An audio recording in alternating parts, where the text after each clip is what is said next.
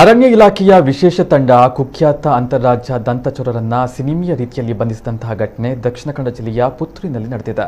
ಪುತ್ತೂರಿನ ಮಾಣಿ ಮೈಸೂರು ಬೈಪಾಸ್ ರಸ್ತೆಯ ರಾಷ್ಟ್ರೀಯ ಹೆದ್ದಾರಿಯ ಮಹಾವೀರ ಆಸ್ಪತ್ರೆಗೆ ತಿರುಗುವ ಜಂಕ್ಷನ್ನಲ್ಲಿ ಪೊಲೀಸರು ಆರೋಪಿಗಳನ್ನು ಅಡ್ಡಗಟ್ಟಿ ದಂತ ಮತ್ತು ವಾಹನಗಳನ್ನು ವಶಕ್ಕೆ ಪಡೆದುಕೊಂಡಿದ್ದಾರೆ. ಬಂಧಿತ ಆರೋಪಿಗಳನ್ನು ಶಶಿಕುಮಾರ್, ಸತೀಶ್, ವಿಘ್ನೇಶ್, ವಿನೀತ್, ಸಂಪತ್ ಕುಮಾರ, ರತೀಶ ಎಂದು ಗುರುತಿಸಲಾಗಿದೆ. ಆರೋಪಿಗಳು ತಮಿಳುನಾಡು ಮತ್ತು ಕೇರಳ ಮೂಲದವರಾಗಿದ್ದು ನ್ಯಾಯಾಲಯದ ಮುಂದೆ ಹಾಜರುಪಡಿಸಿದ್ದಾರೆ.